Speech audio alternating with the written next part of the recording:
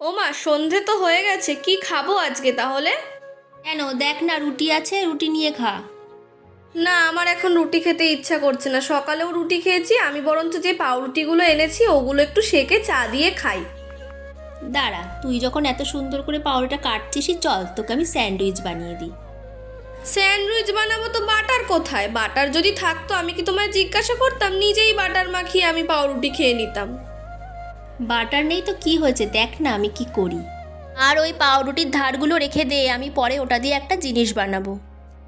ঠিক আছে, সেসব পরে দেখা যাবে, আগে তুমি স্যান্ডউইচটা বানাও, আমার প্রচণ্ড খিদে পেয়ে গেছে। দেখ, প্রথমে পাউরুটিগুলোর মধ্যে আমি একটু ঘি মাখিয়ে নিলাম।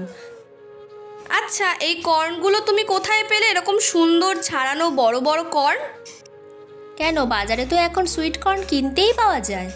হ্যাঁ, ঠিকই বলেছো, ফ্রোজেন কর্ন থাকলে এই স্যান্ডউইচ বানানো তো কোনো ব্যাপারই না, বলো? হ্যাঁ, এই কর্নের সঙ্গে চিজ কিন্তু খুব ভালো যায়, বল। হ্যাঁ, চিজ তো পাউরুটির সাথে এমনিই ভালো লাগে, আর তার সাথে যদি কর্ন থাকে তাহলে তো আরও ভালো। একদিন না তুমি আমাকে এই কর্ন দিয়ে আর চিজ দিয়ে বাড়িতে তৈরি পিৎজা বানিয়ে খাওয়াবে, ঠিক আছে? একদম তাই। আচ্ছা, কর্নটাকে তো তুমি একটুখানি সিদ্ধ করে নিয়েছিলে, বলো, নুন দিয়ে? হ্যাঁ, সিদ্ধ না করলে তো কাঁচা কাঁচা গন্ধ করবে। কিন্তু এই কর্নগুলো বাজারের কর্নের মতো কি সিদ্ধ করতে অত সময় লাগে? আরে না না, গরম জল একটু দিলেই সিদ্ধ হয়ে যায়। আচ্ছা, স্যান্ডউইচের ভেতরে তুমি আর তো কিছু দাওনি, খালি ওপর থেকে একটুখানি নুন আর গোলমরিচ ছিটিয়ে দিয়েছিলে, তাই না? হ্যাঁ তাই তো, আর কিচ্ছু দিতে হবে না।